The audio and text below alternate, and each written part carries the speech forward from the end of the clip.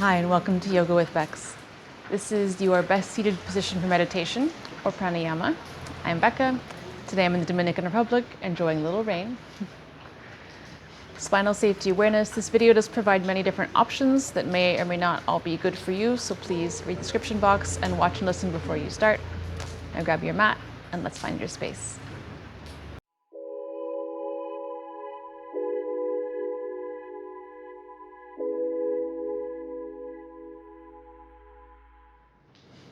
Finding your best seated position for meditation, pranayama, chanting, beginning and end of class, whatever it may be, is something a lot of us struggle with, especially those of us that have had lower back injuries, or maybe have knee problems, or just aren't very flexible. So today I'm going to run through a lot of options for us and focus on good posture to help you find a position that you can hold for hopefully a longer period of time. Okay, so first of all, what is maybe not as super obvious is the first pose we usually talk about, Sukhasana, easy pose. It's not actually that easy. It's easy to get into, but it's not easy to maintain because our weight is not balanced and we're putting a lot of work in the hip flexors to maintain a straight spine. So you're going to feel pretty tight through here if you hold this for a long period of time. So what other positions are really helpful for? We want to find one that grounds our legs, maybe lifts our hips up above our knees. That's definitely helpful, and enables us to maintain that natural lumbar curve and just a neutral spine with the head balancing comfortably and effortlessly on top. So the other position that we see the most is Padmasana, Lotus pose. This one is not an easy pose to get into, but it is a great pose once you've got it. So you want to bring the bottom of your foot facing up on top of your thigh in as far as you can tuck it. And then if you can, the other foot up on top as well. Same position. Soles of the feet facing up. Get squared off on your sit bones. And from here, it's giving us a lot more groundedness where our legs are holding themselves down here. And it makes it a lot easier to sit up straight and have a nice curve in the spine.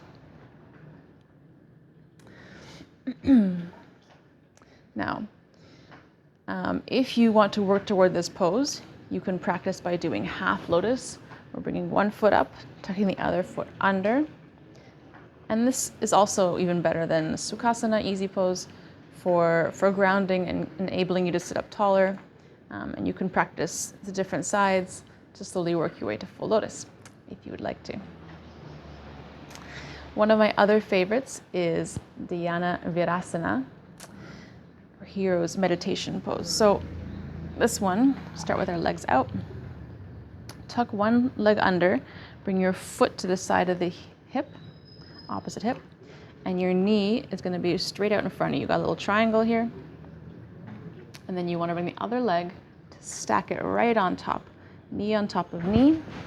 And then this other foot is going to come round side to the outside of that foot. So I'm going to adjust a little, find that.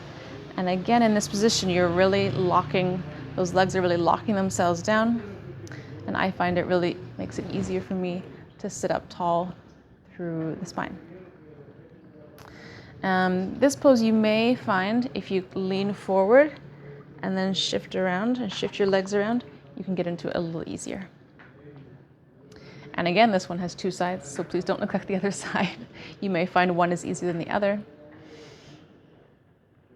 And the next pose, Vajrasana, is also Thunderbolt Pose, is also a great pose because it's one of the easier ones to put props with. So Thunderbolt Pose is quite simple. Tucking the feet underneath, sitting on your, bringing your heels a little wide. So sitting in between your heels. And this one is also quite good for bringing your hips up a little bit higher than your knees, or the same height right now. And it's going to enable you again to sit a little taller through the spine and enable that natural curves to stay. any of these poses can still be aided with use of props if you have props handy. So a block, I found a lot of people who need to, who have knee problems or who want to get really enable the low back to relax and not have a lot of engagement going on here. Would you sit on block in this pose? So if we bring the block right in between the feet, we can sit on that block, bring our legs into as parallel as we can, and that gives us a little extra height, but it also just takes the weight off of the pressure off of our feet too, which is a little more comfortable. So from here, we want to find that natural curve in the spine, sitting up tall. And whatever pose you're in, once you find the comfortable space for your legs, and you want to check with your spine, imagine you have a string at the top of your head, it's pulling you up.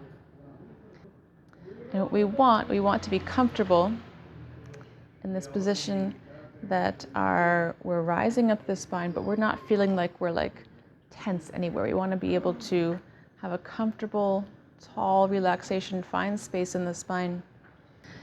So this block can be used in really any position. There are also different heights to the block. You probably don't want this one, but the bottom two heights, you can adjust pretty much any of these poses with the block to see what works for you.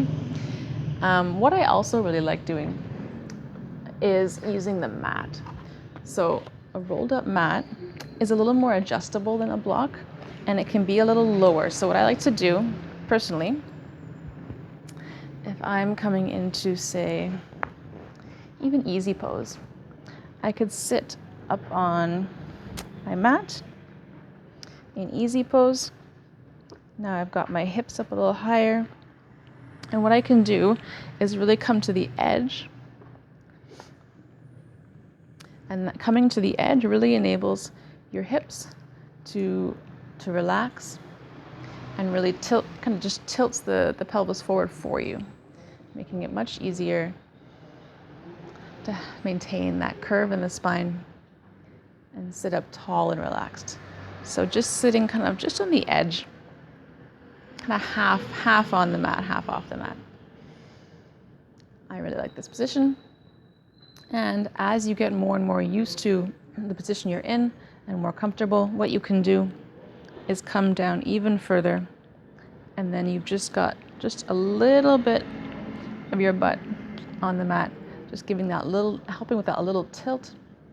It makes a slight difference, not having it and having it, just pushing you forward a little bit. And then eventually, maybe you can work your way to no props and being comfortable like this, whichever position you're in. So thank you very much for joining me today. I hope that helped. I hope my tips helped. Remember to always sit tall in whatever position you're in. Find your comfort zone. Please let me know in the description box below if this worked for you. Let me know if you have any questions, any issues. There are, of course, many other different positions you could be in for meditation or pranayama. These are a few that I wanted to share with you today. Have a beautiful day. Namaste.